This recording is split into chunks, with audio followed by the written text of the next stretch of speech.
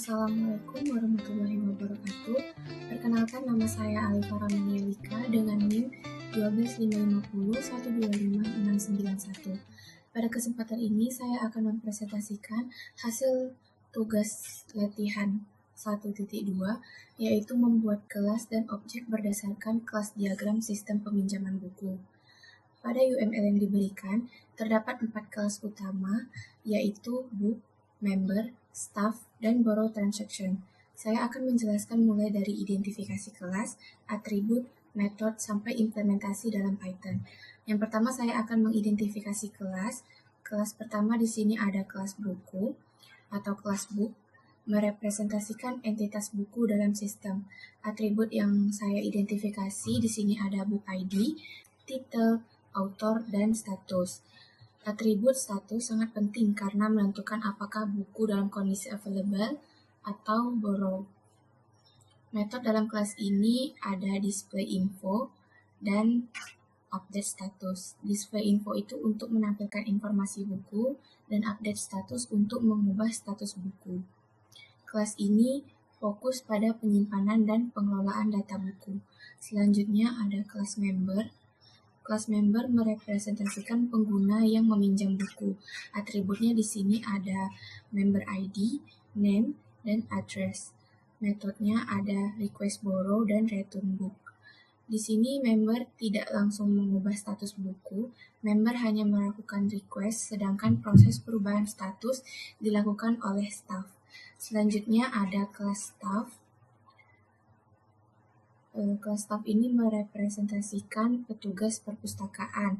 Atributnya di sini ada staff ID dan name. Metodenya ada proses borrow dan proses return. Staff bertugas memvalidasi dan memproses transaksi. Misalnya pada metode proses borrow, sistem mengecek apakah status buku masih available sebelum diubah menjadi borrowed. Selanjutnya ada kelas borrow transaction. Kelas borrow transaction ini berfungsi sebagai penghubung antara book, member, dan staff. Atributnya di sini ada transaction ID, member, book, staff, borrow date, dan return date.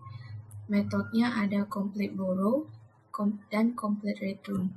Kelas ini mencatat tanggal transaksi menggunakan date time.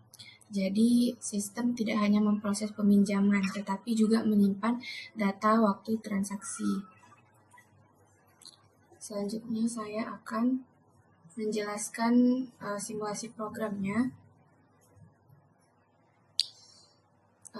Alurnya nih. Pada bagian simulasi ini, saya membuat beberapa objek, yaitu ada 2 buku, 2 member, dan 1 staff. Pertama saya menampilkan status awal buku yang masih available, kemudian dilakukan beberapa transaksi. Ini akan saya sambil jalankan programnya biar bisa terlihat. Kita jalankan dulu.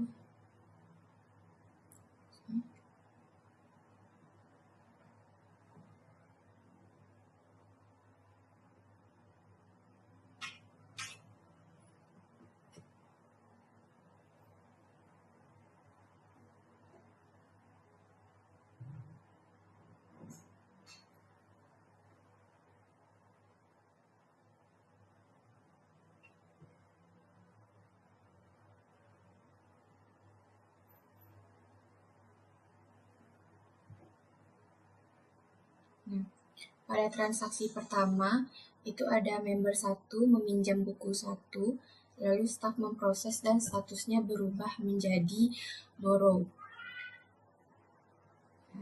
Lalu transaksi 2, ada member 2 yang berusaha meminjam buku 1 yang sudah borrow. Jadi sistem menolak karena status tidak available. Ini, not available. Lalu ada transaksi 3, member 1 mengembalikan buku 1 yang telah dipinjam. Staff memproses dan status kembali menjadi available. Ini statusnya. Lalu transaksi keempat, member 2 berhasil meminjam buku 1. setelah dikembalikan. Statusnya borrow. Lalu transaksi terakhir, member kedua juga meminjam buku 2. Lalu di akhir program ini, saya menampilkan status akhir semua buku untuk memastikan sistem berjalan sesuai logika.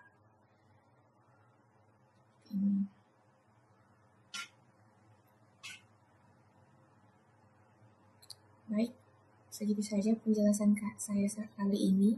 Mohon maaf apabila ada kekurangan dan kesalahan. Wassalamualaikum warahmatullahi wabarakatuh.